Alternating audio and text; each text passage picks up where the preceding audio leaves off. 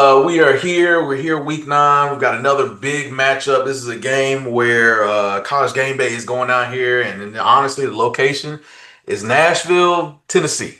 We got Vandy hosting college game day, taking on Missouri. This is going to be a interesting game. I think it'll actually be a very good game. I think you're looking at two teams who are very much alike that kind of like to do the same things. You've got one of the best running backs in the country on Missouri side. You've got Pavia on Vandy side, who's willing his team to all of these wins. They took down LSU at home.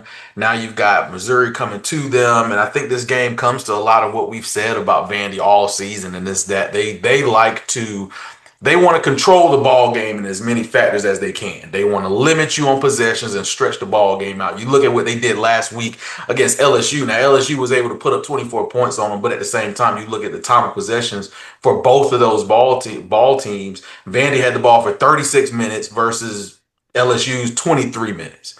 So you look at the drafts, that's exactly the formula that Vandy wants to do. And I think this is a team going up against Missouri that can do that. I think you can limit them. I think their secondary on defense is not all that great. Their D line is good, but I think you'll be able to make some magic happen. You look at all the quarterbacks that Missouri is going against, all of them have been able to put up decent, if not very good, passing yards against them. Pavia doesn't like to air it out a whole lot, but in that frame, he's going to hit you for those meaningful passes that are going to turn into chunk plays and keep drives going on third down, whether it's running to one side of the field, then running back stays where he's at, dump it off to him, he gets 11 yards, and just chip down the field like that. I think that'll be that kind of game that we have today. And they're a team that doesn't make a lot of penalties. You look at what they did penalty mark; they only had 4 penalties last week. They're not going to commit penalties. They're not going to shoot themselves in the foot. They're a very disciplined team. And not saying that Missouri's not, but when you Missouri, they do this every year where they trick people into thinking they're an above average or great team because they front load their schedule with albeit cupcake teams, and all of those games are at home. And then now you got to start traveling on the road to go play these teams.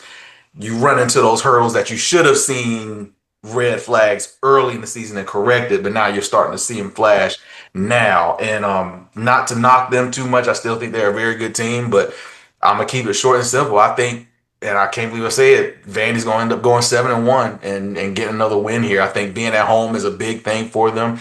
I think Missouri not being as tested on the road is gonna come back to bite them. And all in all, I've got Vandy taking this ball game against Missouri. Yeah, I think when you look at what this game means for both teams, I think this is playoff implications all around it in the SEC.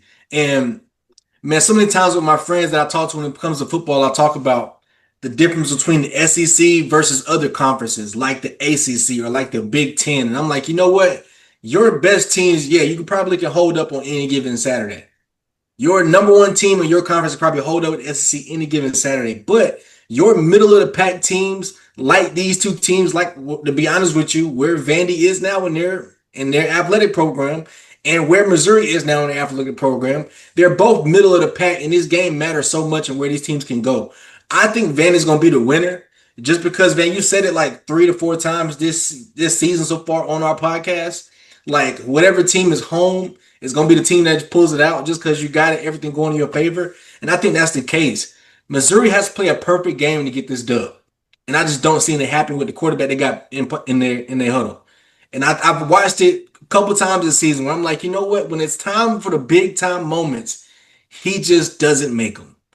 I'm 40% from third down, not saying real stats, but I'm just saying like a hypothetical, like you're not good enough on third down percentage. You're not good on getting red zone percentage. It's just not really where you're at, and you're especially as a quarterback, and they got to depend on the run game to get them through those tough areas.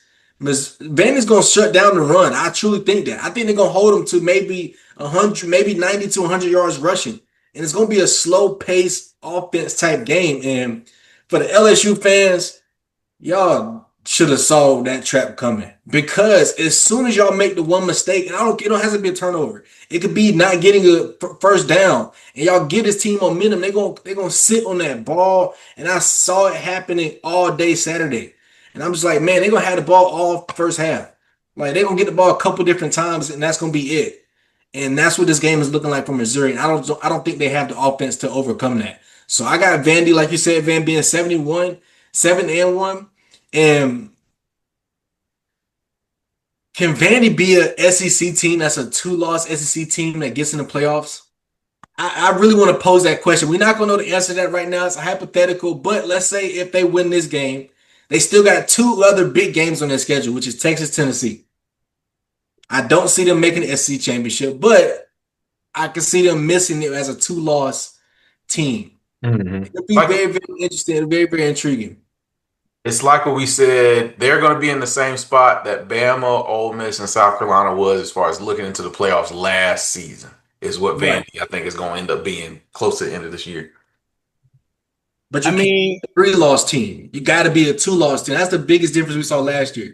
I Mhm. think if you're a three-loss SEC team, you're giving the committee too much to debate about when it's leave you out. mhm. You got to So, prove that I can go to the SEC with only one or two losses. So right now, both these teams have a loss to the same team, which is Alabama. mhm. Correct.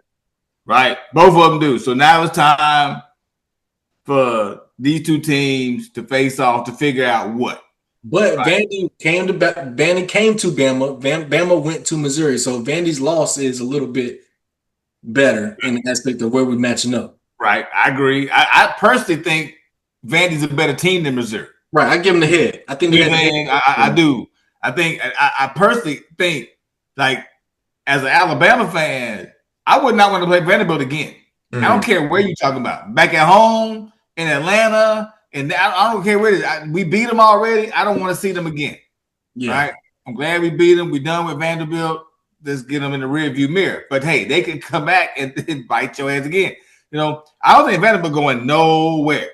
I don't think they're going anywhere. Missouri is a team that you've already seen that if you can slow the run game down just a little bit, you can kind of control them like a little bit of a puppet, kind of. You know what I'm saying? Bama did that. Don't get me wrong. There was some scary moments in that game where I thought, oh man, I mean, all the way down to the end where I felt like, Missouri had a chance to win that game, but I was more in the fan box of Bama kind of gave it to Missouri. You know what I'm saying? They let them back in. Mhm. Now, I don't necessarily believe that Vanderbilt. I believe Vanderbilt beat LSU. Now, LSU did some dumb stuff, like they always do. But right now, Clark Lee's a better coach than Brian Kelly. Right now, Eli Drinkwitz at Missouri is a better coach than Brian Kelly. You take either one of them two guys and put them down there at LSU. Hmm. Don't spark no ideas. Don't spark no ideas now. You know what I'm saying?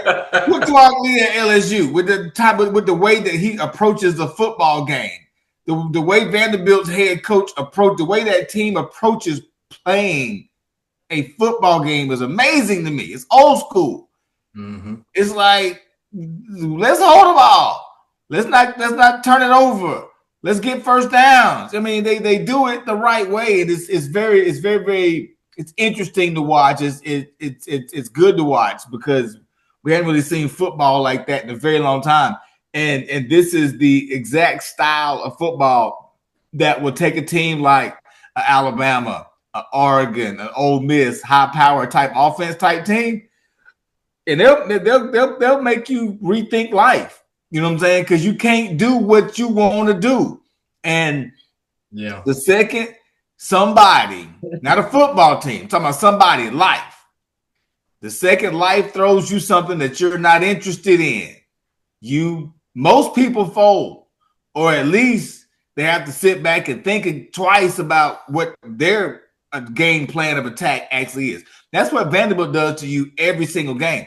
Now, Missouri is not too dissimilar from Vanderbilt, but I think Missouri does it based on what they have access to in regards to talent.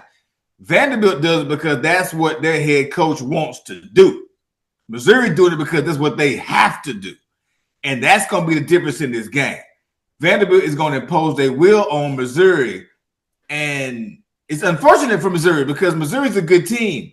But I believe this is going to be, like you said, Van, the downfall of Missouri, front loading that schedule. Now you thinking about Vanderbilt when this thing first began as a win. No, player. No, this could end up being a really bad loss when it's all said and done. Vanderbilt's a top 10 team, bro. And if you don't come into Nashville, Tennessee, listen, they not even storming the field no more in Vanderbilt. They done beat enough teams to feel like storming the field is not worth my time or my institution's money. I'm gonna stay in the stands and go home and go back and eat my barbecue at the tailgate spot like Alabama and them used to do back in the day. You know what I'm saying? Vanderbilt's becoming a team that's used to winning this go round here now. Come on now, Vanderbilt. I got you by 10. Yeah, I want to see him win this game, right? It's going to be interesting. I definitely want to see him win this game. Yeah. Yeah, it should be a good one. And this is going to be a game to keep an eye on as far as who has more trajectory going forward and who looks like the better team. I tell you, Vandy looks like the better team. Missouri has maybe more talent, but we've said that about Vandy before, and they know who they are, they know what they want to do, and they make you succumb to all of that going forward in a football game. So it's going to be real interesting. And look, if Kiffin don't end up in Florida, one of these two coaches will. It's going to be a coach out of South. I was going to tonight, but I was going to mention that, man. Hey, it's going to be interesting. Some coaches that play Florida, and that's going to be. It's going to be one of these two coaches, either Missouri coach or Vanderbilt coach, will end up in Florida, and they're going to end up turning Florida into a god doggone monster. You watch. Yeah. It's going to be Vandy, now's the time to strike hot. Mm-hmm. Correct. After this season, you got to go. If Pavia not there, you got to slide. Mm-hmm. Got to go. And you got to accept it before Deion accepts it. Yep, you get that phone call, you got to take it, buddy. You got to go. Yeah.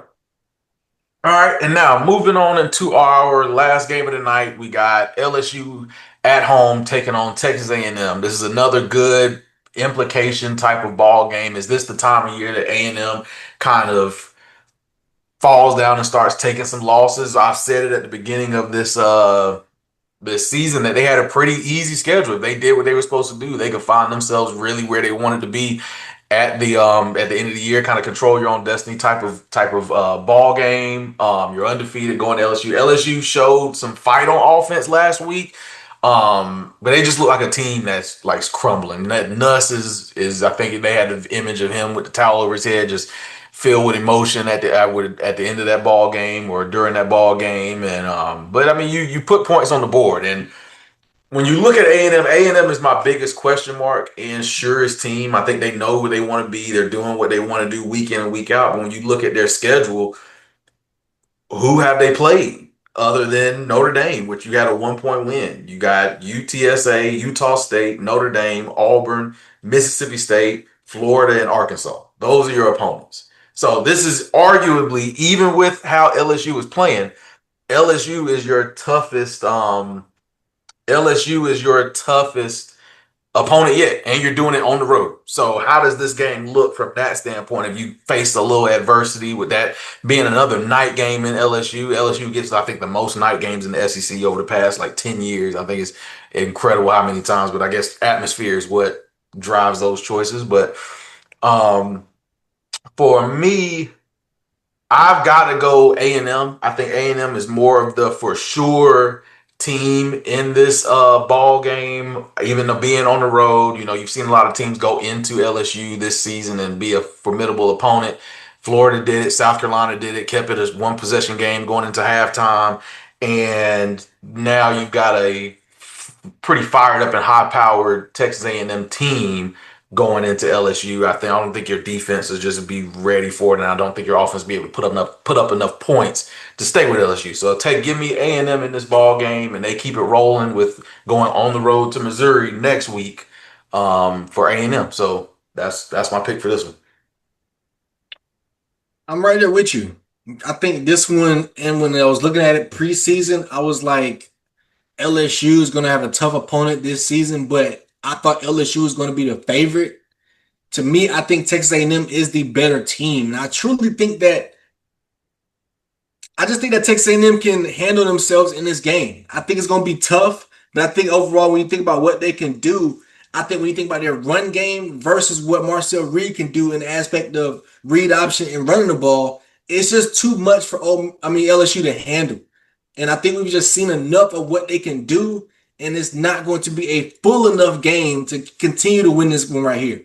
It's going to be tough for Texas A&M because it's a night game in Bryant-Denny, but overall, I think LSU just falling apart. I think it's gonna be a field goal type of game. Can Texas A&M control it enough to get it through? I'm gonna say yes. Marcel Reed, you got to be a true dual threat in this game to win this game, and you got to limit turnovers. So 250, 280 passing, 2 touchdowns, 65, 70 rushing. Let's go ahead and get it done. Let's go ahead and knock LSU out the whole conversation this season because on LSU side of it, if Brian Kelly loses this game, we're gonna have truly, I think, 5 vacancies in the SEC. Y'all can tell me if I'm wrong. I think what's gonna be, I think, like you said, Sean, pre-show, Kentucky, Auburn. You got what's else? Outside of that, we got just Florida that just happened. Then you're gonna have LSU in the mix. And I'm missing one last one, but I think overall, we think of the changes will happen to the SEC. We talked about it last year this time when the trajectory of your teams, what you got to be on. Texas A&M is on that trajectory. You can't lose this game if you're the real deal in the SEC, like we think you are. Man, what's his name? The guy that's coaching at Arkansas right now. Tino? Petrino, right? Can you believe Bobby Petrino may end up being the head coach again at University of Arkansas after one of the craziest scandals ever because of availability? Listen, all these, I'm going somewhere. All these daggum vacancies that we got, and these are happening mid-season. This is not going to go away. This is going to be a trend. This is about to be the new normal in college football with these vacancies. And this is the kind of game that we talk about right now where it's like, yeah, this vacancy could come sooner. Scott Strickland could want to get rid of Brian Kelly right now, but he cannot. He cannot. You're almost to a point where you got to just live with who you got right now. I think LSU is a fraud. I watched the majority of that game, and I was sorely disappointed in their preparation. You can tell if you know a little bit about football, a well coached or a team that believes in their head football coach. And usually when I can see it is when they call a timeout. And it don't happen all the time when you're watching a national broadcast, but sometimes it does. They call a timeout and they'll show a picture or they'll show a pan of the head coach. His eyes are big and he's talking to the team, and they kind of pan around and you kind of see the team and their level of focus in regards to paying attention to what the coach is saying. I saw that in that game last week, and it looked like Brian Kelly was talking to himself. It looked like he was talking to himself. And that was the most alarming thing that came to me from all of that. LSU should be very, very proud. LSU, I'm talking to you. You should be very, very proud because you've built a brand that's able to call itself a top 10 team before multiple seasons with subpar coaching. Only because Nick Saban built your house. Okay? Don't hit him in the hard. I'm hitting you in your heart. I'm giving it to you hard. I ain't. Well, you know what they're gonna say? All the conversations gonna see. Well, we had Joe Burrow and we won a national championship with Ed Elgeron. No, right? No.